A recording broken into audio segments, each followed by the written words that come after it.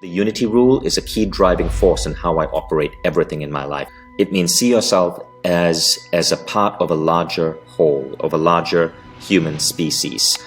Do not cheat, do not manipulate, go into all relationships with a win-win attitude, never take advantage of people. I have no enemies, I have no ill will towards anyone, and I practice forgiveness every single day. I forgive every person, everything, everyone that has wronged me. Forgiveness is actually a superpower. Studies have shown that when you practice radical forgiveness, your life seems to get luckier, your health improves, your peace of mind goes up, your sleep gets better.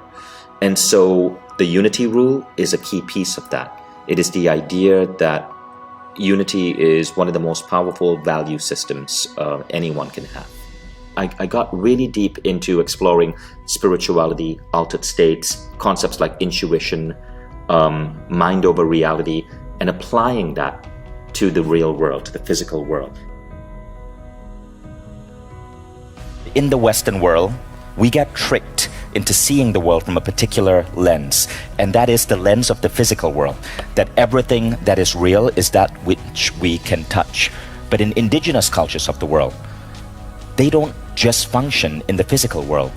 They have practices and rituals that help them go deep into the world of spirit, of mind, of soul. For example, lucid dreaming. Can you awaken in your dream and be in a dream world that is even more rich than the physical world? That means in this dream world, if you sip a cup of hot chocolate, it is so real, so delicious, it is tastier and better than any other hot chocolate you've ever tried in the physical world. And you'll remember it just like in the physical world. Now here's the thing though, these topics are real, but in the Western world, we often diminish them with the words woo-woo. So why is it that so many of us are resistant to these ideas? It is about the rational mind. And as we enter this era of the rational mind, rationalists look back at other subcultures in the human experience or pre-rational cultures and consider them obsolete. There's a new emergent era in human culture, and that is called trans-rational. And trans-rational is the era we're going into now. Trans-rational says, yes, okay, the magical thinking, that was cool 2,000 years ago, but there are spiritual ideas that are powerful that we need to look at. And these spiritual ideas are increasingly being studied by science. So, pre-rational is Moses parted the Red Sea. Pre-rational is that if I do a particular dance, I can make it rain. Rational is Silicon Valley. Rational is the microchip. Rational is Wall Street. Now, the purely rational mind, because you exist at this level, you are unaware of the level above you, trans-rational, but you know the level below you, pre-rational. So the rational mind, the people who use words such as this is too woo-woo, they're actually merging both because they cannot see the difference. So they assume that lucid dreaming and meditation and astral projection are the same as the belief that Moses parted the Red Sea, or that you are born a sinner, or that gay people are wrong because some dude in the sky said so 2,000 years ago. That is called the pre-trans fallacy.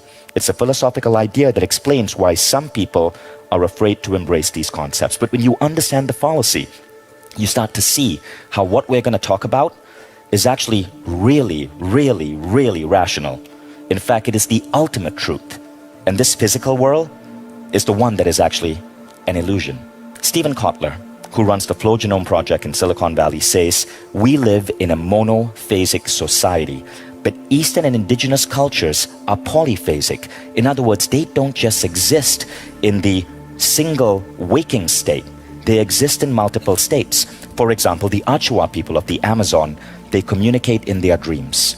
So they literally use dream communication to talk across vast distances in the Amazon. A couple of decades ago, a friend of mine, Lynn Twist, started seeing an Achua face in her dream. And she would see this like Amazonian man with red marks on his face, and he would come to her dream and ask her for help. And she couldn't understand what was going on. Lynn Twist is one of the biggest fundraisers in the world for charitable causes. She wrote a book called Soul of Money. One day she described this strange face that was popping into her dreams to a friend, and he goes, oh, those markings, that's the Achua people. So she got connected, she flew to visit the Achua people, and it turned out they had been summoning her. These people were using dreams to communicate with a Western woman to bring her into their village. Now, what happened next was pretty damn cool. Lynn Twist founded an organization called Pachamama, and together they were able to preserve some 10 million acres of Amazon rainforest land from logging. But it started because these Achua people were able to project their consciousness into her dream, know exactly who to pull, the number one fundraiser in the Western world, and bring her into their fold. So, what do we know from a scientific basis, right? We know that there are different brainwave states that we can measure in our head. Most of you right now are in the beta or waking frequency. Roughly 10% of you statistically would be at the alpha or restful state. You're kinda in this restful state if you are a frequent meditator. Maybe it's also genetic. Maybe you were born with a brain that's less prone to stress. Maybe you just had a wonderful conversation with a friend. Maybe someone just gave you a hug. You go into this restful, peaceful state. That's alpha. That's the level of restfulness, but also creativity. Now you can slow down your brain further to theta. Theta is a dreamy state. When you're at theta, it's hard to keep your head straight. So when you're meditating and you start nodding off like that, you're dipping into theta. Theta is interesting. Theta is where ideas come from. Theta is the realm of psychic ability. But there is a state even beyond that, and that is delta. Delta is what you're in when you're asleep.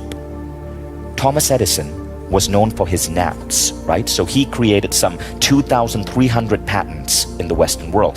One of the greatest inventors of all time. So he would sleep with a metal ball in his hand.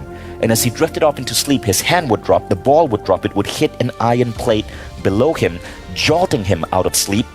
And in his mind, there would be a new idea. But what he was doing was dipping from beta to theta, beta to theta. He was dipping in here to grab ideas and bring them out to the waking state. Edison had a famous assistant, Nikola Tesla. He said, "The mind is sharper and keener in seclusion and uninterrupted solitude. No big laboratory is needed in which to think. Originality thrives in seclusion, free of outside influences beating upon us to cripple the creative mind. Be alone. That is the secret of invention. Be alone. That is when ideas are born. This is why many of the earthly miracles have had their genesis in humble surroundings. Going into yourself, listening to that still voice within."